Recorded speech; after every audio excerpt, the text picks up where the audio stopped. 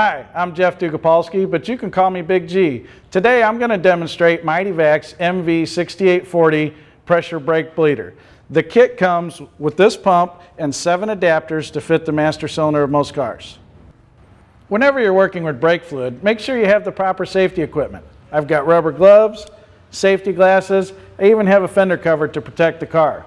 Now we're ready to get started.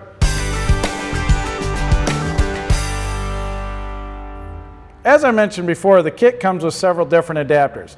I've selected the adapter that fits this car. We're going to put it in place of the cap on the master cylinder.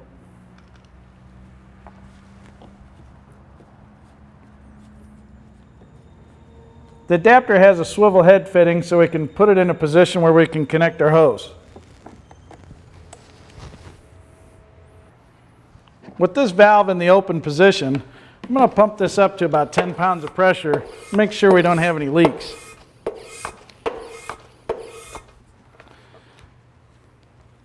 I don't see any leaks around the master cylinder or hoses. Our gauge is holding pressure. So I'm going to go ahead and tilt this valve to relieve the pressure, and we're ready to add fluid.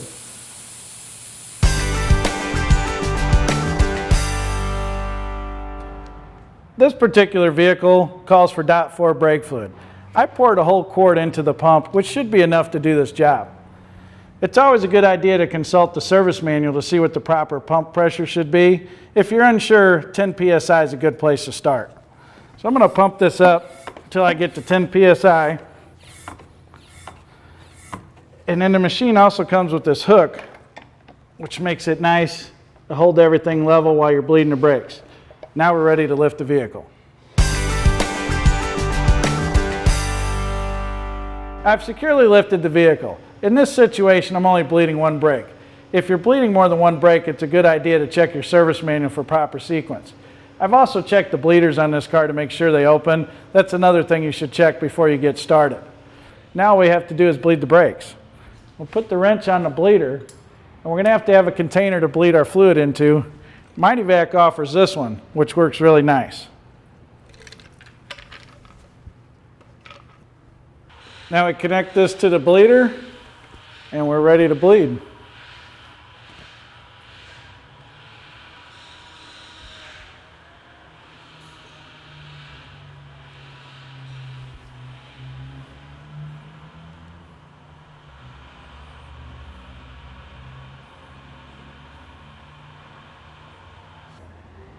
Well, I can see we have no air bubbles in the line, which means we're done bleeding.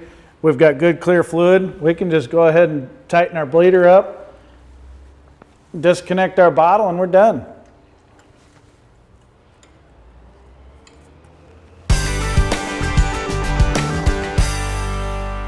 Well, we're done bleeding already. It's that simple. All I have to do now is to relieve the pressure in the tank, disconnect our hose and our adapter. And at this point, if you're low on brake fluid, it comes with this wand attachment. You can put that on the end of the hose, pump it back up, and fill it from there. We look like we're pretty good on fluid, so I'm just going to put the cap back on. And then we're going to pump up the brake pedal and make sure we don't have any leaks. Remember, when you're done bleeding your brakes, make sure you properly dispose of your used fluid.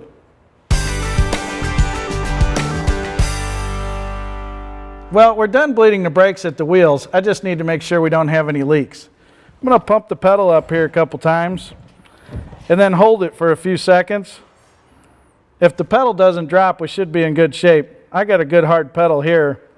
So I'm going to go out to the wheel and make sure we don't have any leak at the bleeder, and we should be done. Well, I just got done checking the brake bleeder. I don't see any leaks there. Looks like it was a successful bleeding job done by the Mityvac Pressure Bleeder. Check it out. I recommend it. It's a good tool, and I'll see you next time. I'm Big G.